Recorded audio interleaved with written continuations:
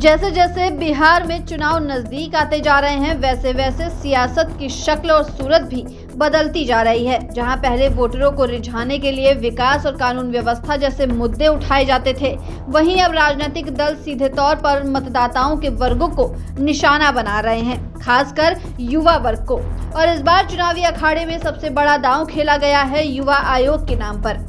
मुख्यमंत्री नीतीश कुमार, जो इन दिनों मिशन 2025 के सपनों को साकार करने में लगे हैं, उन्होंने एक ऐसा कदम उठाया है जिसे राजनीतिक गलियारों में गेम चेंजर कहा जा रहा है।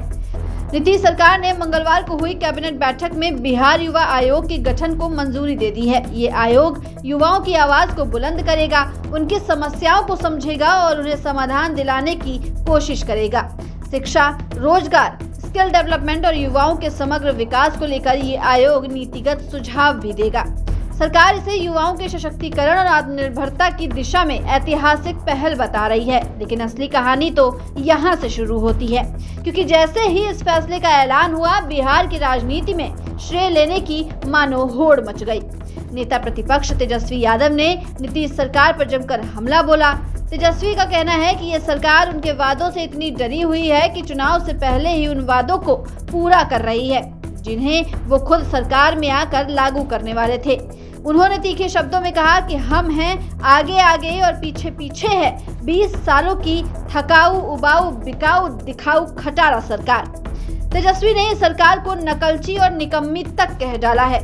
दरअसल तेजस्वी ने हाल ही में युवा चौपाल के दौरान वादा किया था कि अगर उनकी सरकार बनी तो वो एक स्वतंत्र युवा आयोग बनाएंगे, लेकिन नीतीश सरकार ने उनके इस वादे को पहले ही लागू कर दिया और अब तेजस्वी मानते हैं कि सरकार ने उनकी रणनीति कॉपी कर ली है।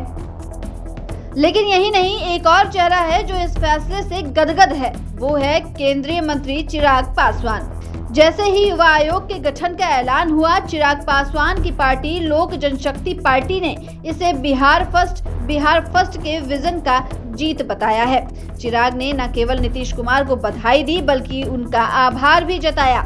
उनके घर मिठाइयां बटी और समर्थकों में जश्न का माहौल रहा। अब सवाल उठता है कि ये सारा विवाद क्यों?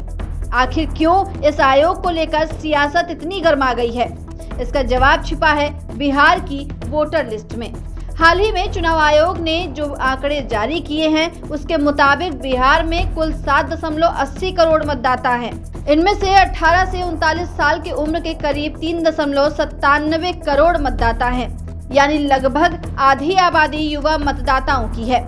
यही वो वर्ग है जो चुनावी नतीजे बदलने की ताकत भी रखता है, और यही वजह है कि सभी राजनीतिक दल इस वर्ग को अपने पाले में करने के लिए हर संभव कोशिश कर रहे हैं। युवाओं को संबोधित नीतियां, रोजगार के वादे, आयोग का गठन, सब कुछ इसी रणनीति का हिस्सा है। ये क्रेडिट की लड़ाई है जिसमें कोई डेबिट नहीं लेना चाहता।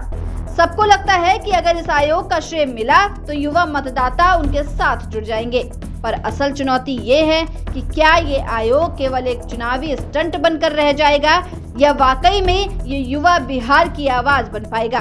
बिहार की राजनीति में जहां एक तरफ पुरानी सरकार की नीतियों को चुनौती दी जा रही है, वहीं दूसरी तरफ नए वादों और नीतियों को हथियाने की होड़ ने माहौल को और भी गर्म कर दिया है। और आने वाले हफ्तों में ये लड़ाई और भी तेज होने वाली है, क्योंकि जब वोट बैंक का केंद्र युवा हो तो हर सियासी दल अपने अपने ढंग से उन्हें साधने की पूरी कोशिश करेगा। अब देखना ये होगा कि बिहार का युवा इस आयोग को राजनीतिक हथकंडा समझता है या बदलाव की शुरुआत, और शायद इसी पर तय होगा बिहार की अगली सरकार कौन बनाएगा। ऐसी तमाम अपडेट्स के लिए बने रहिए दस्तक न्यूज़ 24 के साथ।